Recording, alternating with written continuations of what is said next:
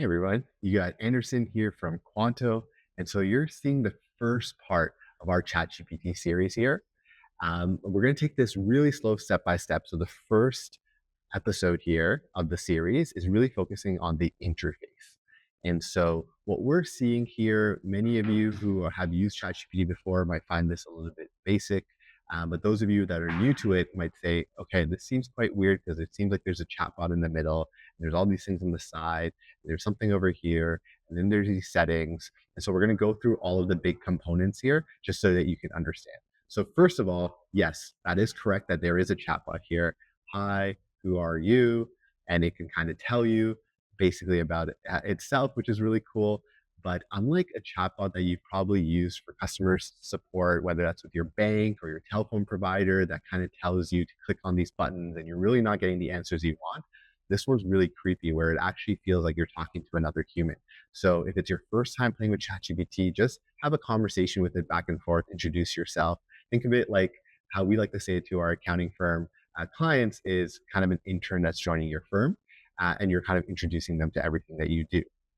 So I'm going to kind of focus on just you interacting with it before we jump into more of the complicated stuff like the models and what to use. So don't worry about what's here. I'll click on it just to show you, but all you got to do is keep it on auto and just chat with it to have it kind of understand who you are and what you do. The next important thing as accountants and bookkeepers, what we constantly worry about is the data security. Where's my data going? And so there you're going to click on this area right here. You'll see mine has a diamond because I'm on something called the Teams plan. There's different plans. You'll probably be on something when you start, which is just a free plan, and then you'll go into the pro plan. So the features here are very similar to the pro plan, but I want you to go to settings. And so here you'll see kind of all the different settings. We won't go through all of them in depth. You can kind of do cool stuff where you can set kind of the different accent colors and change your languages. But where I want you to focus is on data controls. This is where it says improve the model for everyone. And here I have it turned off because I'm on the Teams plan. But if you're on the Pro or the free plan, you want to make sure you turn this off. So what this says is that the information that you're putting in there, whether it's your client information, your own firm information, is not getting sent back to OpenAI to get trained in the model. And even if it has, so I have a lot of clients that say, oh my goodness, this was turned on and we put in all this different things. Nothing that's seen as client confidential information or personal identifying information will come out as a response. That's something that OpenAI has set guardrails for, but you also want to be safe and not just turn this off, just to ensure that it's not getting trained into the model in any way. So this is what we highly, highly recommend for those accountants and bookkeepers that are working with client information and your own firm information. And that gives you then the security that this is at the same level of security as some of the cloud tools that you're using already.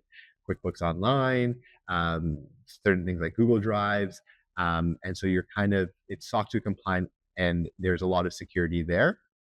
And so that's the one thing we wanted to kind of touch on as it comes with kind of the data side.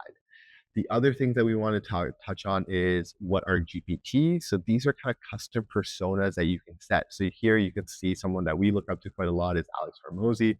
And so that's been our sales coach. So these are areas where you can kind of set a persona to act like kind of an employee or a person that you can chat with. So I can go to Alex over here and say, hi, who are you? And then they can basically be able to look at the knowledge. So I'm your Hormozy sales coach, built on the philosophies of $100 million offers, $100 million leads. So it's really cool. So we put those in there. I'll chat about this more in depth in one of the upcoming videos in the series. And then we have projects. So we have our team performance reviews. So this is actually what we use in Quanto day to day. So it's not like a simulated environment or anything. It's just honestly, you're looking at what I sit on one screen at all times. I basically have ChatGPT on. And so you're seeing this is how I do our term performance reviews. We have our Quanto outbound for sales. This is how we generate content. Then we have grants funding opportunities, which I'm excited to get into, where you can have it kind of scrape the internet constantly for grants and funding opportunities for you. And then we have our Quanto associate that works kind of like a chief of staff for us to pull research that's related to startups and AI and accounting for us.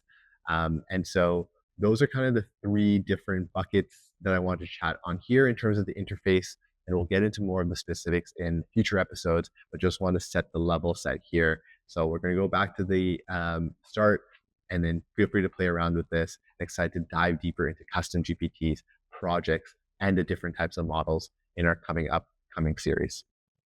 See you on the next one.